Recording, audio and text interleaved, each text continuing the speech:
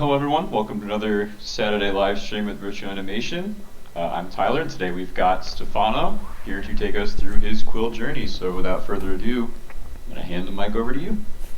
Thanks, Tyler. Hi everyone. So this is Stefano, and for today I prepare a live class on my Quill journey because latest talk have been amazing. Everyone has shared lots of technique and new stuff, so I thought it could be interesting to everyone to show my Quill journey from the start to today. So I'm going to bring you in since my first scene to the latest one, so it's a bit of a chatting with you as well, and getting inside Quill scene.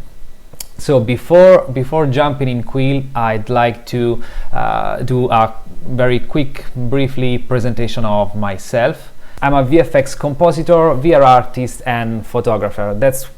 I'd like to say these roles because I feel like I'm a generalist. So since when I was a kid, I was into drawing, then photography. After college, I started working as a video maker, then motion designer, and in the past 5-6 years I've entered in the VFX world because movies is my feature film, animation is my passion. So these are kind of my latest project I worked on, obviously with a lot of amazing other artists, and this is my website, so there are a couple of info of my project, and then we got my VR reel made with Quill. That actually this one is from 2020, but I'd like to starting showing you this one because there will be a couple of scenes we are going to have a look afterward.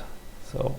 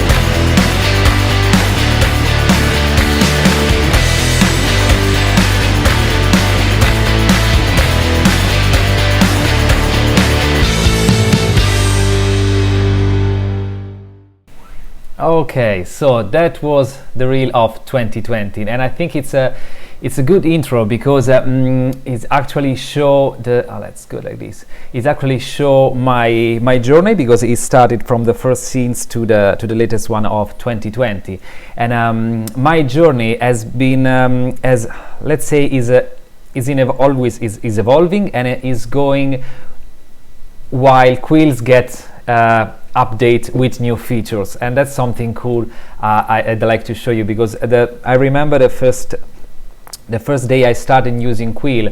I think they just introduced the timeline, so there's no start-stop features, keyframe animation, but I start with that version, and let me show you. This thing could be interesting. So I remember I set up my Instagram profile just for showing Quill stuff, and this is funny because my first Quill render, let's say that it was from a tutorial that I watched from Goro. So I remember this one. Let's see if I can show you other picture. Yeah. Okay, it was a a Quill to Octane render scenes. So starting with modeling in Quill and then bringing your stuff on a 3D software. That in that case it was Octane, but it could be Cinema 4D, Blender, and everything. But I want to speak about this because this one was the bridge for me from traditional 3D world to the immersive world.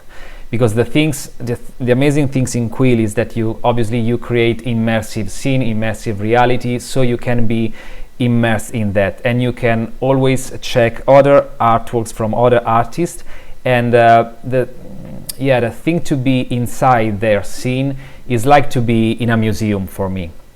So my kind of a bridge to moving the first step in Quill was like this, because it was just creating rough shapes, very easy, so just cube and plane, and watching Goro's tutorial I'll then bring them in where are they? Yeah, I'll bring them in another 3D software. So I was moving my step in Quill, just creating shape, but I had no idea at the time how I could create lighting, painting colors, painting shadows, or animate things. So this was my my first few steps. For example, this one was another one that I really like, and it was, let me start from the Quill scene. Yeah, it was just this one. So create modular things, kind of, it's just like it was just for me playing with Lego, you know, so just creating blocks and see whatever I want to go. But I wasn't able to proper coloring stuff because I didn't know how the software works at the time. So that was my very first step, and then bringing the model inside in a render engine could let me playing with material, texture, and lighting. So I remember for the first few weeks, and I would say for the first few months, I actually play with Quill, like creating just the model, splitting by layers, and then importing in the 3D software. But the more I started playing with Quill, the more I wanted to create stuff inside Quill, create VR experience, and create VR painting. And this is the first one I made that I could say I'm proud of, because I decided to take Quill like an experiment, like a study. So every week, every couple of weeks, I set a goal. Like this week, I want to learn to better painting lights, for example. And I took the inspiration from everything that surrounds me, starting from music, music, videos, objects, painting, other artists that I admire and follows, and that was my first one. So now I'm trying to jump inside Quill, and we start having a look on this one. In the meantime, if you want to chat, have a question, or ask me anything, I'm more than happy to chat with you while I'm loading up all the stuff. Oh, I just thought it was funny how you were like, yeah, I've taken things from my surroundings, from my environment, kind of put it towards Quill, and the entire time you've got that picture of that like body hanging from the ceiling. Yeah. I was gonna ask the same. Did you say that escalates quickly? That's your environment. Oh my goodness. I was But, gonna say that the rendering stuff you did at the beginning, I remember seeing those, but I actually had no idea they were yours. The style is so different from what you ended up doing. Like this sort of work is so much different. Yes, totally. Because I mean, that's the thing. If I could, I'd spend I don't know how amount of days and time to create stuff and learning new things. So I'm one of the kind of the artists that always want to keep learning everything, like 3D rendering, painting, VR. But you need a lot of time to do that. But having a full-time job, so I try to.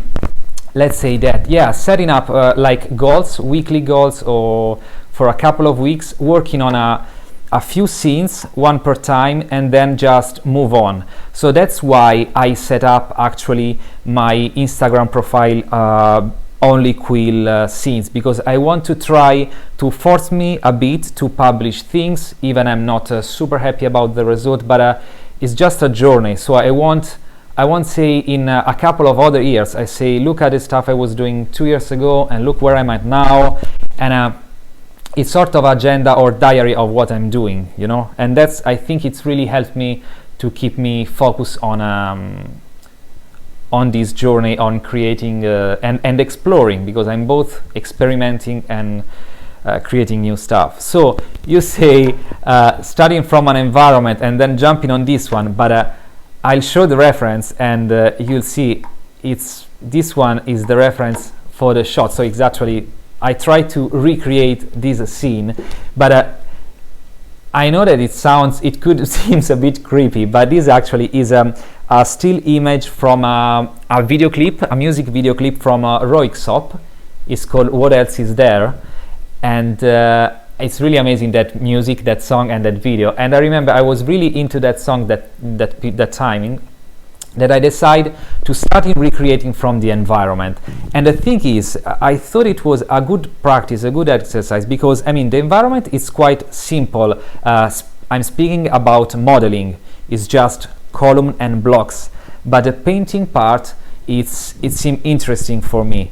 But the thing I want to show you about this scene before moving on, so this one, I think it was early 2019, is that I didn't know anything about optimization and other stuff. So let's have a look at this one. So how is crazy that 13.5 million polygons, you know? And that's why, because I leave this scene like this. I never touched again. I never tried. In fact, I never uploaded this one on Quill Theater at the time. It's just because last week that I started preparing the material for today. If you can see, let's do like this. I was working only with cube brush. Everything in here is a cube brush, no flat brush. So everything is super heavy. But again, I didn't know what I was doing properly with the software, because the software for me was something totally new. But it's fine. That's what I'd like to show and tell to everyone. If you're moving your first step, just stay focused on one thing, and you learn through mistake, you learn through the time you're working on it. So I had a lot of much fun working on this one, and the scene is pretty simple. So I just create let's see, the main room. Let's remove that character for now, and the ref. I just create the main room, which is already 3 million polygon, but it's not optimized. It's just literally, it's just blocks everywhere. But the blocks gave me the option. You see the mesh is how much is dense, but it's crazy. But it's something that I want to show, because at the start I didn't know anything about it. But for me, the first things you have to learn with Quill was like, okay, if your mesh is going like this vertical, you can create a gradient like this, and if it's horizontal, you can like this. You can create other kind of stuff. So my first period using Quill, it was like thinking how I should model things and color them afterwards, you know, because you need to, with Quill, you need to plan before. You need to plan a bit what you want to do before creating. I mean, when you create environment or other stuff, but you can always using a sketching and a previews and other stuff. So this scene is quite simple. Once I got the room, I've just duplicate and move everything to create some sort of environment. So again, upside down is the scene, mirrored downstairs, and the floor is like, I mean, that's crazy that the floor is 500,000, but again, just want to show the scene exactly as I created. And another funny thing, this is good because it's a hint about my process, is I feel more confident creating environment at the start, because my background is not a character animator. So it's something definitely I want to learn, but at the time I didn't know how to do it. So this reference was kind of good, because I would say, okay, the character is just a silhouette. So as you can see, I tried. I mean, watching this one now, I'm not happy about the proportion, but at the time, about the time, it was like, you can see, yeah, it's super heavy. You can see about how is the silhouette whoops, sorry, is working. So simple shapes for the character, and spending more time trying to painting lights, because I think that I really fall in love with Quill is for 3D artists, for other 3D artists, maybe it could be a limitation that you have to paint your own light, and that's why I started using 3D software to do the render. But in the end I was like, but I want to learn how to lighting a scene, I want to improve my painting skills, and I found the VR scene, the VR world, especially in Quill, something amazing for me, because you know, I'm work all the day in front of my workstation, my machine. So at the end of the day, for me, if I want to spend like 1 hour or 2 hours creating new stuff, it's like something like changing your environment, putting your headset on, you know? And that's something I'd really like. So just to have a look, the other things I'd love when I start exploring was like creating different spawn areas. So this is something that with Quill I really love, that you can create your own world. So you can work inside your scene, moving around, and that's something really, when I first try Quill, I was amazed about that. So this is the first one. Let's jump on. Yeah, it's kind of amazing. You started with 35 million polygons. It's crazy. Yeah, you know, but again, I'm not sure about how we upload the scene by the time, because I think it was Facebook Spaces. I mean, I'm feeling super old to saying that, but it was just 3 years ago. That's crazy. Yeah. So okay, let This me. was the only thing available back then. Yeah. Okay, so this one, I've just removed the music because otherwise it's too loud, but and I can't hear you properly.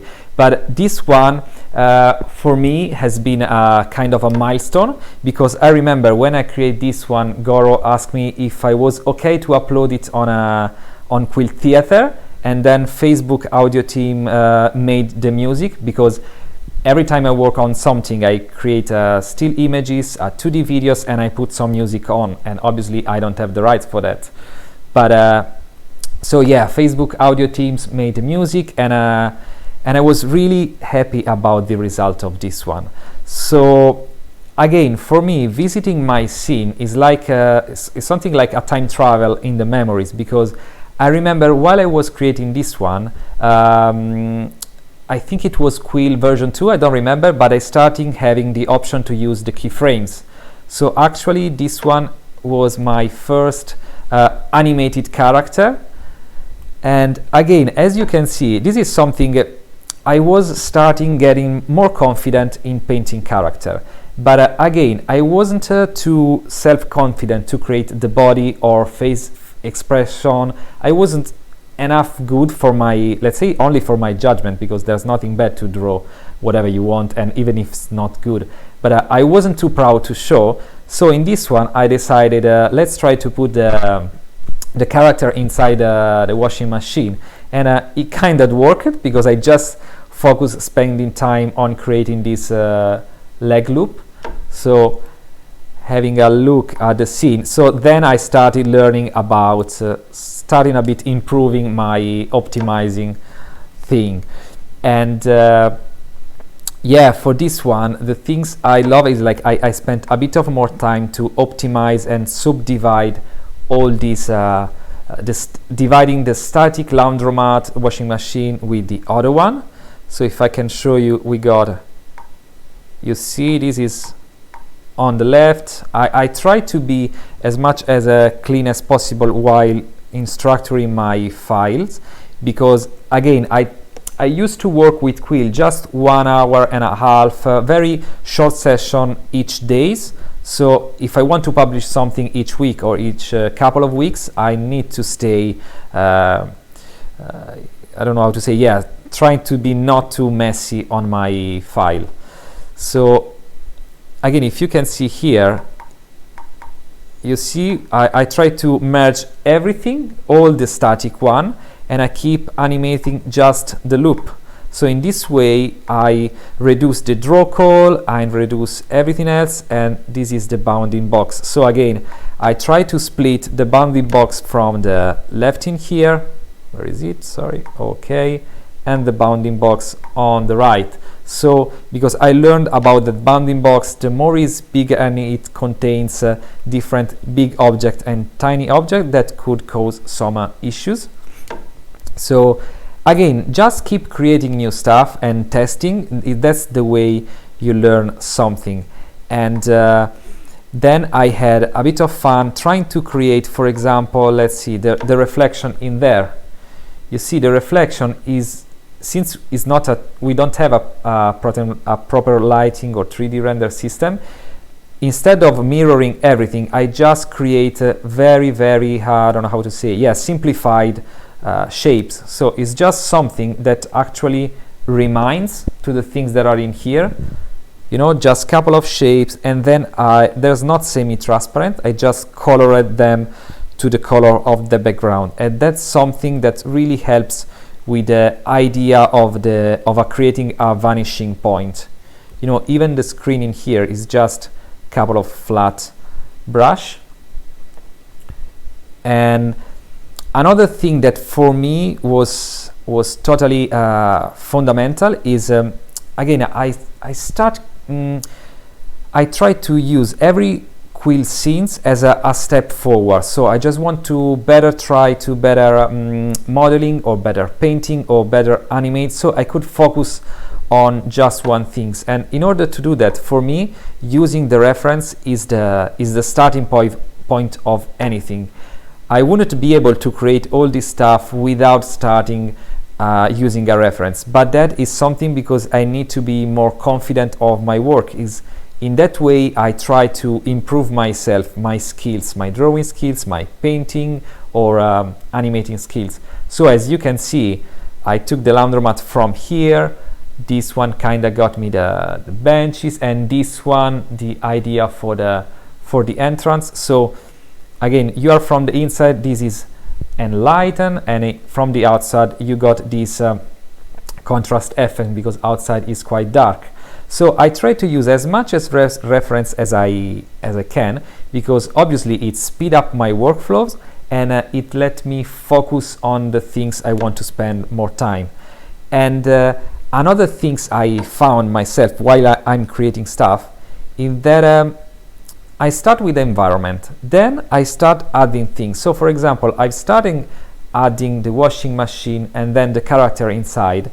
But then I was like, yeah, if you want to tell a story, you should add something else. And that's why I've added this pug, this companion. But for me, again, this has been my first time ever, the first time I've ever drawn a pug, a dog in VR. So it's not perfect, but I don't care because it was something fun to create and exploring new technique. For example, this was grab tool, so if you see the loop is not perfect, there's a lot of imperfection, but the imperfection is something I love in Quill because it's your brush strokes, it's your feeling with the VR medium, and then obviously you learn through imperfection. So I remember I spent a bit of time trying to create in these eyes loops. For example, it was if I go in here, this was the time that the transform keyframe were implemented. So I just played a lot with the keyframes, and that was one thing. And then another things I'd love was creating different spawn areas. So for example, let's say this one, I'm seated in the environment, and this is something I love, creating a spawn areas that it fits you in the space, in the scene. And then maybe when you're tiny, you're small, so the scene looks very bigger than you. And then again at the opposite, oh, this was fun because it was actually inside, like this was supposed to be your legs. And this one, so creating like a diorama or a miniature of the scene. And this is something that only the VR can give you, only creating stuff in VRs. I remember a game in VR I loved to play. It was called A Fisherman Talesman, I think. I don't know if you ever played that one. It was a puzzle game, and to resolve this kind of a puzzle, you were tiny in a big environment, or again, you were a giant in a tiny environment. And that's something that only VR can give you this idea. So that was another milestone for my journey. Yeah, that's a really great game. Yeah. Oh, you played that? Yeah. Yeah, it was brilliant that you could jump between different scales. Yeah. That's the things I think that's the VR stuff can do that other media can't. So it's like whenever I can create an environment that I can change the scale of the viewer, that's something I'd love to try. So my next step in here is this one. It's the Big Lebowski tribute. So I know, as you can see, my background comes from music and movies. And for this one, I experimented a couple of things. So the first one was the starting. Oh yeah, I removed the audio. The starting. Nope, it's still there. Ah, that's strange. Okay.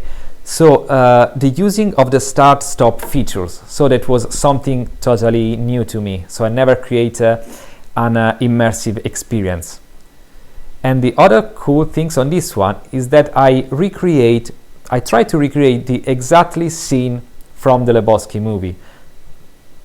So there is a sequence when that character do strikes. So I try to play it with the camera. Oh, sorry, and obviously you need to play this one. Trying to recreating that exact movement. But again, as you can see, I'm always start creating the environment, and for that I obviously have a ton of references, so taking from the movie. But another things that really helped me, it was through Quill Theater visiting other artworks, other artists' artworks and scene. And I remember that at the time I was building this scene, we got The Remedy from Daniel, and I remember I watched a lot that Remedy just to trying to understand and study how Daniel built the bottle, you know. So I use both reference and other artist technique to kind of discover how to better. Let's see if I can. Yeah. It's all a cheat, though. I mean, because if you look at that bottle from any other angle, it doesn't work at all. Yeah, that's I was it. trying to do the same thing you were doing, though. Trying to be like, how did he do that? Like during Inktober, when I think I was doing for Vessel. Oh I yeah. was trying to do a bottle too, just like the same way. Yeah, in the vessel we got just the I don't know how to say, sorry guys, but you know, not the entire shape. And in here, so I noticed that. So that's another thing. I can't really get tired to repeating the same stuff. For me, the option to exploring other artists' artworks is like to be in the museum and watching the brush strokes of artists and trying to study how they works. For me is something amazing. So using these references, I try to recreate the environment. Again, whenever I starting understand that it's better to use flat brush whenever you can, obviously. And again, this has been my first character, full character. So I've now understand to how create this kind of expression. But again, for this one, I've used references. So where there are, okay. So I found this action figure that was really fun. And I was like, okay, could be some style I can try to replicate. Again, for me, it was something, every time I get confident about one technique, just go a bit further, a bit outside my comfort zone. So I don't know, it's not super perfect, but it's quite similar. And again, Daniel, you were an amazing teacher, because I remember when I did this one, we had a quick chat on Discord, and then you release your lessons about how to build a face character. And if I can show you the wireframe, you see this is the technique on create shapes whenever you need. So because before we used to do the lathe technique, then you can add more lighting and stuff you can. So again, this is another things I love with Quill. Since it is still a kind of a new program, we always exploring new technique. We can find new things to create, and then we also find a happy accident to create how to create new things, and that's something that I love, because I really feel inside a community and to learning and grow together, and that's the main goal for me. Keep learning, having fun, and creating funny stuff eventually. It looks really clean, really good. And again, this one, I've never done a fully animated character. This is something a bit crazy, if I'm being honest. In the movie, he makes something like a short movie dance at the end of the strike, which I'm not super proud of this one, but I want to show you. So for me, creating this one has been kind of a nightmare, but in a positive way, because I've understand how to properly, let's see where it is, 1, 2, okay, how to properly, where it is, I don't know, it's in here somewhere, yeah, okay, how to properly create a rig. So I create a rig for the upper body, for the head, for the arms, for the legs, and I'm not sure for the lower body if at a certain point I do some sort of invert kinematic, because you need to, whatever you need to move your center point and the rest accordingly, you need to have a different point for your pivot, but that's depending on what you want to create.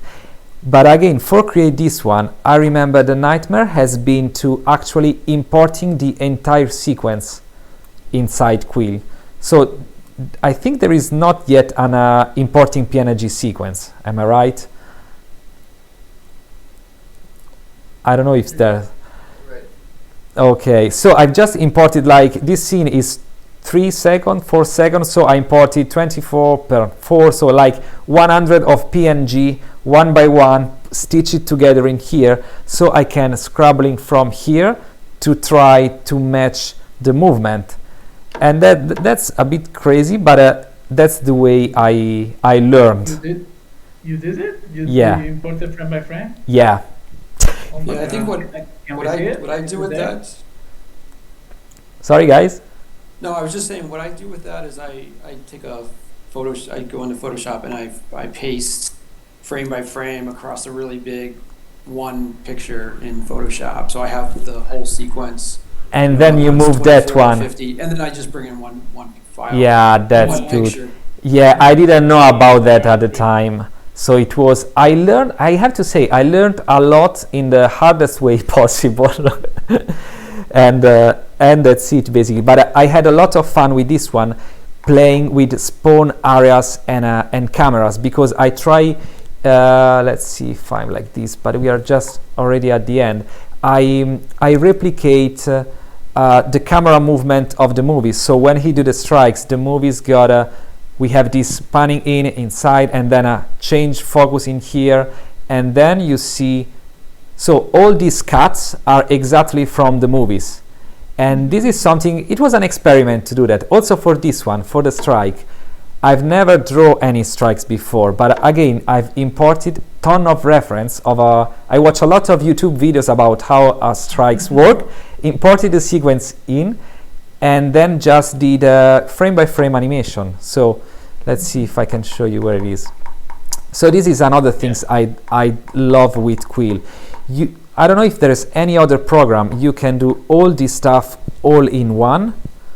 And again, only in Quill I create a VR experience. So I started with painting, then coloring, then modeling. I've always started adding a step further.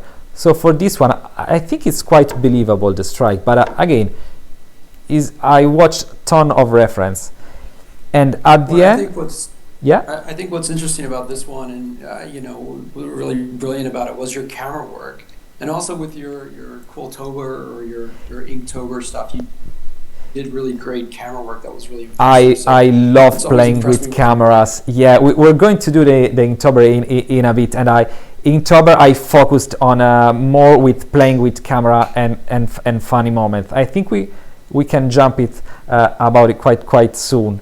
And in this one, yeah, the camera is the spawn area, but But yes, that's something, because I started creating images and 2D videos, but then I was like, okay, but I want to spend more time and let the other people be inside the scene, because I mean, until you don't have a headset and see the VR stuff in VR, is not the same feeling, it's not the same effect. And again, another cool thing on this one, if I want to spend just one more second, is that creating this diorama, this miniature, is that you can watch it from here. And that is really, really fun, because if I can show you just the wireframe, so I just use some flat brush to cover, I create a box around the environment. So you got the idea that is like you don't see anything else. But again, for me to be like really tiny in a big scene, you can be at the same time in here and then watching the scene, like again, like a set, a stop motion set. That's something that Quill gave me, the idea of creating a also stop motion set when I create the environment. So that's another things I'd love. But I think we should, I don't know if we have enough time to jump. A little over half right now. Okay, then I think we got to jump on a, yeah, I would just spend 1 minute on this one, and then we'll jump on the Inktober channel, because I got a bit to speak about it. So let me open this one. So Night at the Library, it was another one that it was a big moment for another milestone for my Quill journey. But again, this is the music stop. This was the hardest way I learned, because at the start I create this one without thinking about much on optimization. In fact, I'm not sure if it's the file. Yeah, this file I put on Gumroad as well for people to, because I want to share as much as I can my stuff, to let other artists try to. I really think in Quill it's really important to understand how the other creators, artists create their own work, to study different technique. And I remember on this one I put some Easter egg, and I think in one of this one, but I'm not sure it's this one. Let's see. Yeah. So I remember. Oh my goodness. Yeah, I remember I was amazed by there is one of Goro artworks, the infinite loop, you know, I don't remember the name, but it was scene inside a scene inside a scene. That was crazy. Worlds within worlds. Yeah, worlds within worlds. I loved that one. But and I was like, okay, let's try to add something, and that's something I'd love in Quill. You can keep creating stuff and add levels on levels, layers on layers. Sorry. And on this one, another things, again, I started with the environment. So for example, if I go in here, do I have a ref here? No, okay. So I start building the environment, and then I would say, okay, but this environment should tell a story. So why not a guy is studying and then he falls asleep. And when he falls asleep, maybe something happened. And then I got the idea to create, where is it? Yeah, to create this kind of flying book. And I was like, oh, but it would be nice. So my brain is like keep going with adding tiny details, because I think at the end all these details add a lot for the story. So it starts like an exercise of practice, but then it evolves while I'm creating. So for this one, I decide then to add a cat, which actually is not so looking good, but I love the idea that he was studying and the cat was sleeping, and when he sleep, then the only witness of this kind of sorcery is the cat. And for the first time, I had the idea that you, with your spawn areas, you can create whatever you want. So actually, in this one, I creating a flying experience, and that's something no other software can give you the chance to create. So that's why for me VR stuff, creating in VR, is something that is something totally brand new, and is something infinite possibilities. You know, it's just up to you and what do you want to create, and that's really, really cool. So again, I've kept exploring and creating stories, but then one day I discovered what the Inktober challenge is, and I was like, okay, that could be a new challenge for me, a new step, because for creating this stuff, I always had the time I wanted to spend it on. So, you know, but like every couple of weeks publishing something new. So every day I spent like 1 hour, when I'm happy, move on, and that's it. But I've never had some sort of cut-off time, you know. And then I wasn't so much confident on creating quick stuff and release them, because maybe I wasn't super happy about the results. But that's why the Inktober challenge came, because it's not that limit. It's also a pros. It's not a con, because if it's not beautiful, if it's not super detailed, okay, it's fine. It's just a sketch you had one day to create. So I tried to jump in, and I create the Inktober challenge for 2020 is the first one I've done, and now we got the 2021, which I had a lot of much fun on creating, but it has been really let's say stressful in a positive way. So I just want to jump back on the screen, because I prepare a quick reel of this year Inktober, and then we'll go through a couple of scenes. One. Oh my god, for a second I thought you had your montage in VR, and now I'm like, I should. Oh, I'd love to. If I had more time, I'm sure I would do it. It would take some work, but that, yeah. Yeah. No, I want to try that now. I need to do mine. I've just been so busy. Wow, yeah. Actually, okay, let's see this one. All right, guys, new stream topic. Today we're making Stefano's reel in VR. Oh god, I need more time, guys.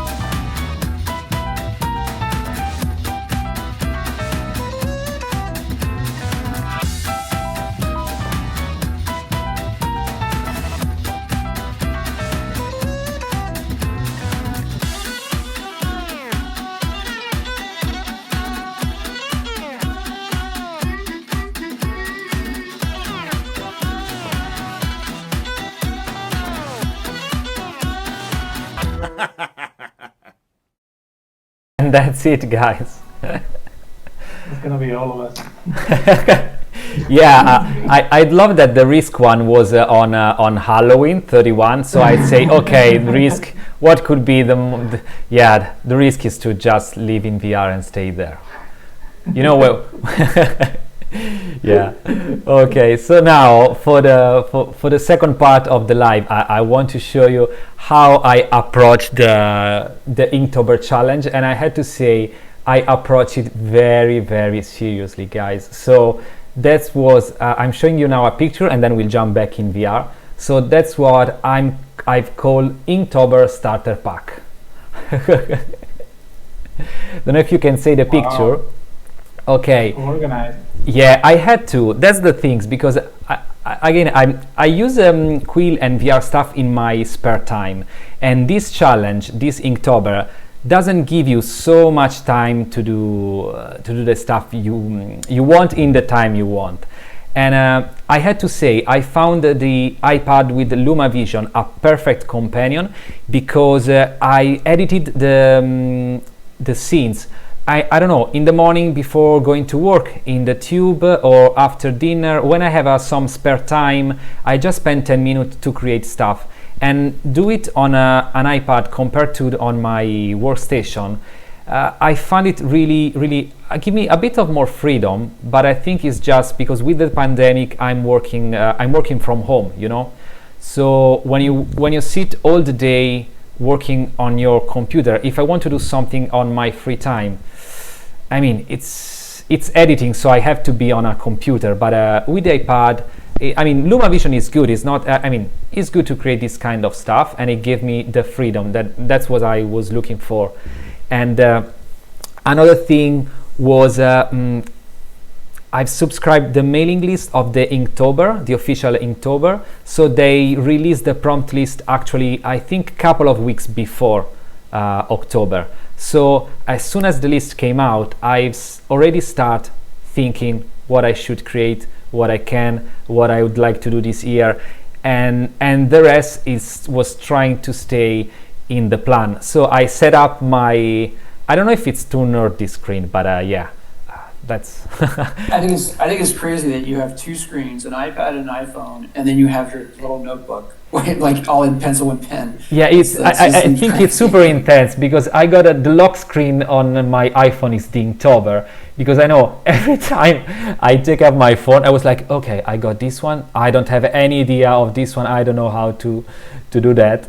And the daily agenda is more like I highlight in yellow every time I got something ready and already uploaded. So because maybe since I started on mid-September, let's say that on late September, maybe I had the freedom to start doing whatever was the topic I'd like the most.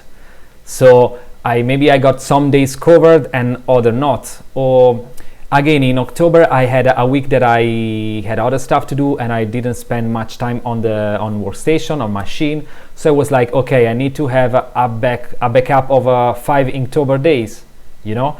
That's why I started early. So again, it has been quite stressful, honestly, but I insist to say stressful in a positive way, because I find good working with a constraint, and having a professional past in production team in VFX, that really helped me. That really helped me a lot. You have the production skills, man. Yeah. I work in production for a couple of years. That makes a lot of sense now. Yeah, you can feel it, right? Yeah, that helps me a lot. But yeah, I'd like to let's go back on Quill, because I want to show we're going to have a more fun now, because I want to show the couple of funniest scene I've got. So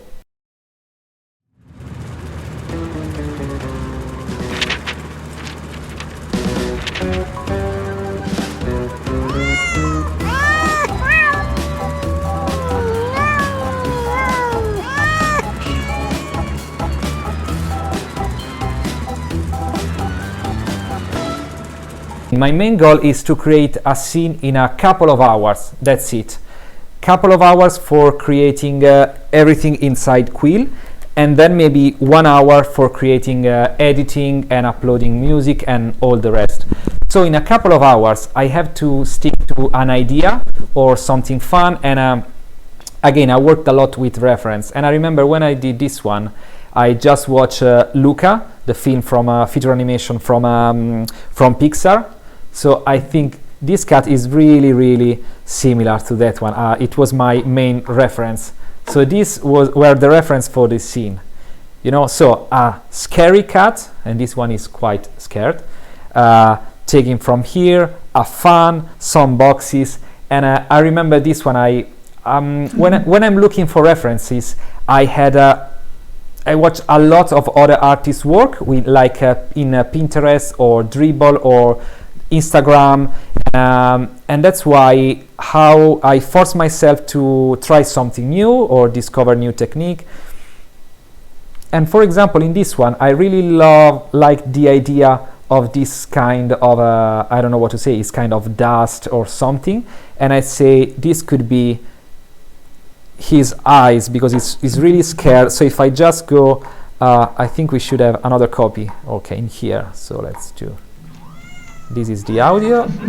If I got this one, you know, okay, I really love this kind of animation, but it's really everything on this one is just the grab tool. You know, you just create I have a ton of tiny layers just for each part of the animated part of the cat. So and everything is just grab tool, moving, and that's it. And for this one, I think I've done a frame by frame. So if I can show you this one, I've just created a couple of a flat brush and then moving here and then creating a loop. So on Quilltober, for me, is just trying to stay simple, trying to create, whenever I got the idea, something fun. And so it's like taking less seriously than other artworks I usually do. It's just, let's have some fun. And obviously trying creating a story. So this one, I got the idea when I watched the Jono stream. So I remember he did an animation with a cat and a fan. So I was like, let's try to do something, but creating something different.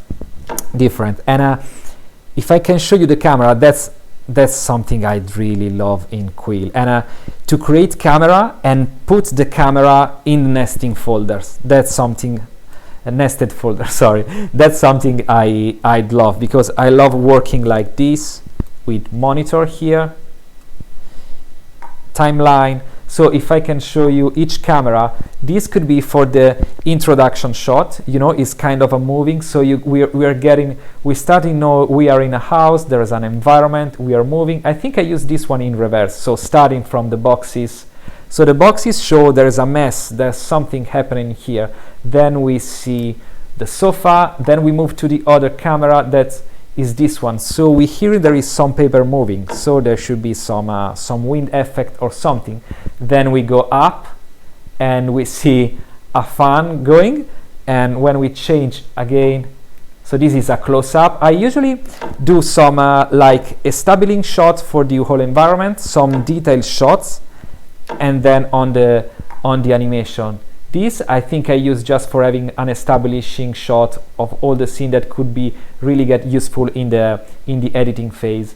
And then I never use this one, but I think it was good while I shooting. And then this one is my favorite, because when you just, where it is, okay, when you create nesting folder and you put camera, I mean, I love in movies when they got this kind of acting, this kind of effect. So just attach the camera to a rig, basically. I'm just creating a rig. This one is like using the GoPro on a helmet or something, Yeah. And that's the things. I love playing with cameras. So this one was definitely one that I had a lot of fun. So let's move on. Stefano, did you take all of those clips and then put it back into LumaVision Fusion? Yeah, and then correct. finalize there? Yeah, let's say I want to create an Inktober scene. Let's say I got 2 hours. But obviously, if I'm feeling like that I really like the scene, I want to spend an extra hour, is fine. But I'm trying to stay with like 2 or 3 hours. And for that, adding tiny details, it really helps. So as you can see, this is just a box, and then I just duplicate it and move it just a bit. Then I added few frames in here and there, but I mean, for me, adding this shadow in here, it really sells the shot more. It's just a detail. Is about amount of time is like 60 seconds. It just duplicate everything. It's a flat and that's it. You put in the same folder, but it gives you a lot, because you have some. It gives you the idea that you have some lights here, and then I add this tiny dust. It's just few flat brushes, but in the end, at the end, all of these tiny details gives the feeling that the scene is more rich than actually is.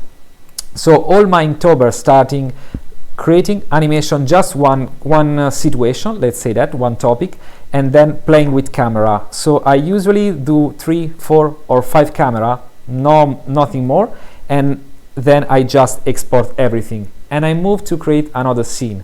All the process about music and editing, it happens later, in a second moment, because again, I work like, let's say I have 8 hours working. So maybe in the morning I spend before working half an hour playing with LumaFusion, adding or listening music that I like to add. But then at the evening, or again, contrary, it's the same, I play in Quill sessions. So I try to split the session differently. So another one Oh, I think in this one I've done the. And you Yeah. also and you I got also this put one. the viewpoints in the same place as the cameras, right? For the VR version of this. Okay, last year is that something, yeah, is what I've done. This year I think I've uploaded just one because it has been a crazy year for me. I didn't have so much time for do that. But yeah, second step would be rework on the same scene and creating this one spawn area or two spawn areas following the camera. So you know, when I create experience is like I starting working from spawn areas, and then what I want to render, I'll render it through the cameras. But for the Inktober challenge, I do the opposite. So I want to create my output is a 2D videos. So let's start doing this, and then going back. This one is really fun as well. Is how was that one? Peak, yeah. Okay.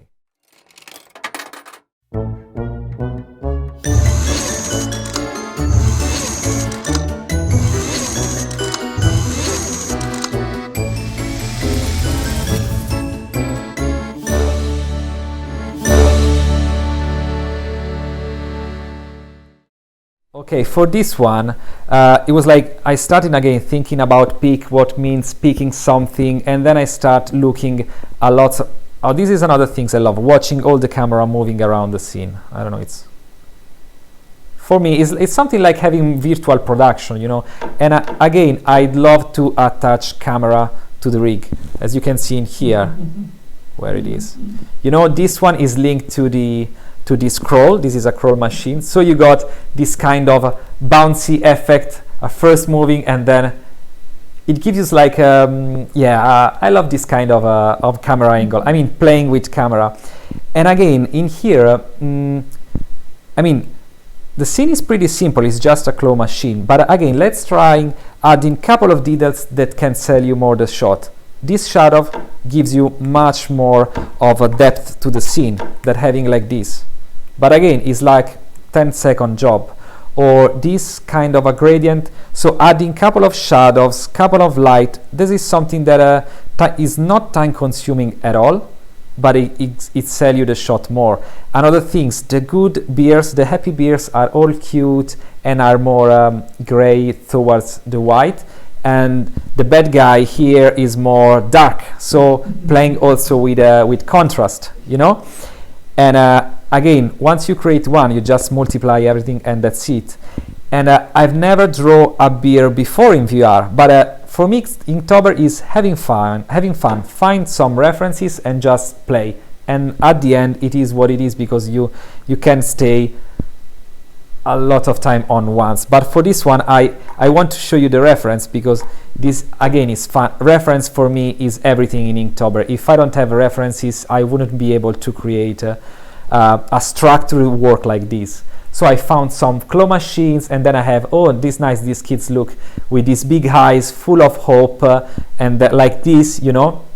And then they got this kind of this is an artwork from Brandon Mighty, which is an amazing artist. I really love his paintings, so it's kind of a tribute to his works because I thought, oh, it could be fine. Say these kids wants really play and have something cute, and then get really disappointed by having this bad beer in here.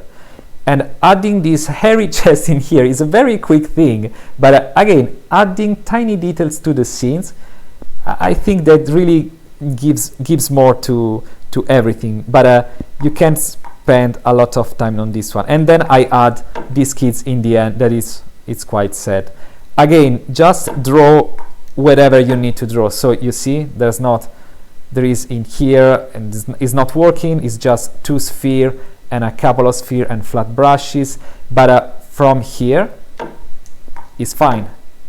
And again, I've used to draw these kind of things because it sells the idea that he has his hands pressured on the screen, you know. So it's like there's a window, but obviously there's any window in here. So adding this kind of white stripes, it's telling you that is a reflection.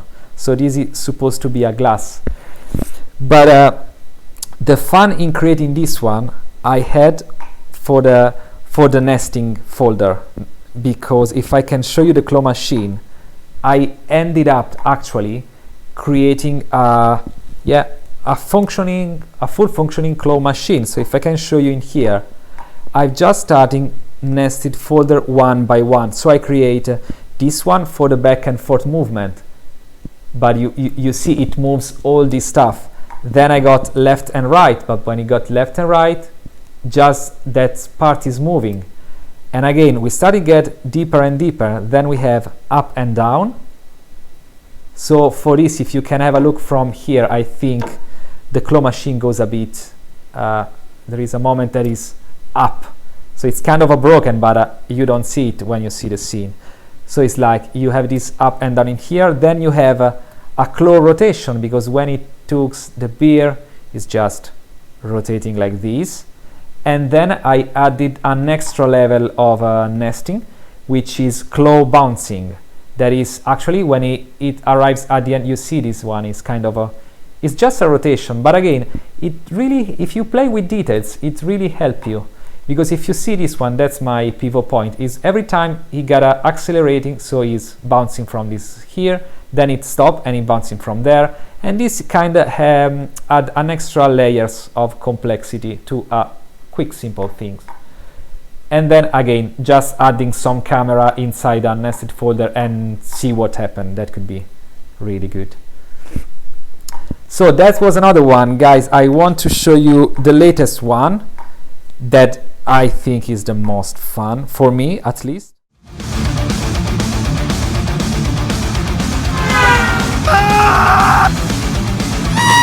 For this scene, Collide, I got the idea from a chat I had with Goro last year for Inktober 2020. I remember he showed me an infinite loop, a GIF of something that it was about to collide but never happened. So I tried to use that GIF as a reference and trying to rebuild, adding a couple of things that I'd like more to customize it better.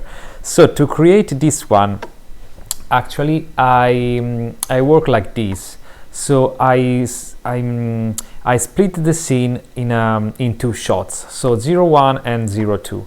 01 is the infinite, it's a loop, okay, so it's just an infinite loop of the track that is just going down the street. So based on this one, I create a couple of camera, which I can bring it on right here, so it's one, okay.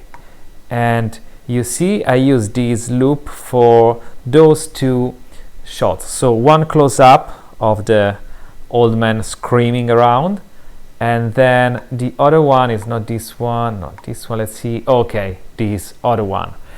So with those two